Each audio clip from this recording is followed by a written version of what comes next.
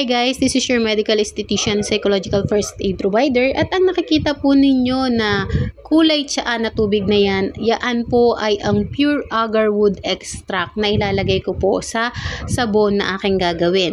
Pero dahil minamaster ko yung paggawa ng agarwood na meron pong ibang ingredients na kasama, is lalagyan po natin ng collagen and glutathione because yung kaibigan ko ay binigyan ako ng ganong product. That's why, dahil hindi nga niya magagamit, ay gusto niyang gawin ko na sabon. So, pinagbigyan naman natin.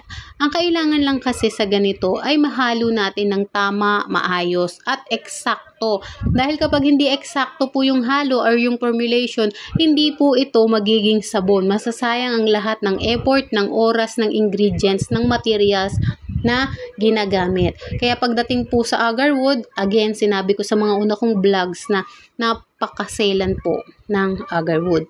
So, kaya yan pa lang, nilagay ko na yung collagen and glutathione para masigurado na hindi masasayang yung ginagawa kong product. So, medyo matagal talaga. Pero, ang kagandahan kasi niyan is nag-i-invest din ako ng oras, ng finances, ng knowledge, wisdom, and understanding para ma-master ko ang paggawa ng iba't ibang product ng agarwood. Hindi lang po sabon ang ginagawa ko. Gumagawa rin po ako ng agarwood shampoo bar, agarwood shampoo, at agarwood lotion. Ganun din po yung pure oil na galing sa agarwood. Yun ang mas matagal. Umaabot ako ng 3 araw hanggang 1 linggo sa pag-extract para makuha ko yung mismong oil. Because wala naman ako talagang yung pinaka-makina na pang-extract ng oil. Kaya traditional yung ginagawa ko. Ang kagandahan naman sa traditional is masisigurado mo na wala kang ihahalo na chemical because kailangan mo yun pagtiyagaan. Oras, pagod talaga yung puhunan. Pero ang kagandahan nun, alam na alam ko yung basic, yung foundation. Again, gumagawa po ako, which is my favorite so far, ng agarwood soap na pure. So, yun yung kulay puti. Ito naman po kasi is meron ng halo at the same time, extract yung ginamit ko dito. Yung talagang nanggaling sa dahon, no? Kaya ganyan po yung kulay. Ang kagandahan po kasi ng ginagawa ko ngayon is mas madami yung content ng agarwood kumpara doon sa collagen at doon sa glutathione. Because ang tao po ay meron natural glutathione and collagen sa katawan. Ang glutathione is enzyme produced by our liver.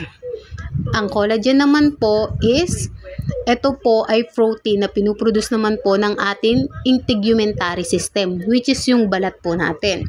Again, ang balat po ang pinakamalaking organ ng katawan ng tao. Kaya pagdating talaga sa balat, mabusisi ako at saka maingat ako. Kasi kahit hindi naman nga ako kaputian, ang labanan kasi is condition versus complexion. Maputi ka nga, marami ka namang sugat, marami ka namang skin diseases, marami ka namang tigyawat. Wala rin yun, papangit din.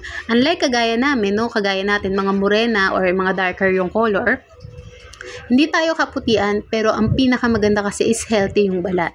So again, palagi po nating piliin na maging healthy yung ating balat, yung ating katawan, kumpara naman po dun sa masabi lang na aesthetic o kaya maganda. No, hindi. Kailangan masigurado mo na healthy ka. So, yan naman po yung nilagay ko na din yung iba pong additives at the same time yung oils na nakakatulong po para makapagpa-moisturize lalo. Ang agarwood po is meron po itong moisture lock na properties. Ibig sabihin po, nakaka-moisturize talaga ito ng skin. Ibig sabihin, kapag moisturize yung skin mo, mas less yung appearance ng wrinkles. That's why meron siyang anti-aging properties. Tapos, yan, hinahalo-halo ko lang talaga.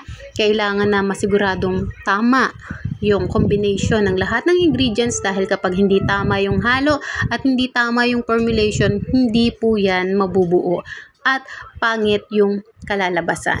Ginamitan ko na ng blender para sigurado natin na talagang incorporated lahat ng ingredients na nilalagay natin. At again, mas madali pong tumigas yung ating agarwood. Pero, kagaya sa mga nauna kong vlog, ang agarwood po na merong halo, kagaya po niyan, meron niyang halong collagen at glutathione. Yan po ay mas malambot ng konti kumpara doon sa pure na agarwood lang. Yun po yung naobserbahan ko sa tagal ko na nagumagawa ng agarwood, which is mag-iisang taon na akong paulit-ulit na gumagawa ng agarwood soap at nung iba pang agarwood product. Ang kagandahan nga kasi nun is pag solid siya, no, matagal siyang magagamit kasi nga matagal siyang malusaw. Pag merong halo yung agarwood, yan po talaga ay malambot ng konti. Kaya hindi nyo yan pwedeng ibabad doon sa mga merong tubig. So ayan, nakikita po ninyo na hinahalo ko na, no, ini-incorporate ko na lahat.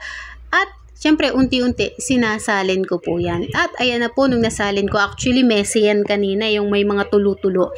Nilinis ko lang kasi ayoko talaga nung may mga tulo-tulo kapag pinicture. Siyempre, at pag-aantay lang po tayo ng 24 to 48 hours para po yan ay tumigas. Pero hindi po yan kagad magagamit dahil aantayin pa po natin ng 4 to 6 weeks para magamit po natin ang ating agarwood collagen glutathione soap. I hope na-enjoy po ninyo ang vlog na ito. I-follow po ninyo ko, like, share, and subscribe. Also, dahil marami po tayong topic na pwede mapag-usapan katulad po ng parenting, psychology, devotion, at kalakaran sa eskwelahan na siguradong marami kayong matututuhan. God bless everyone!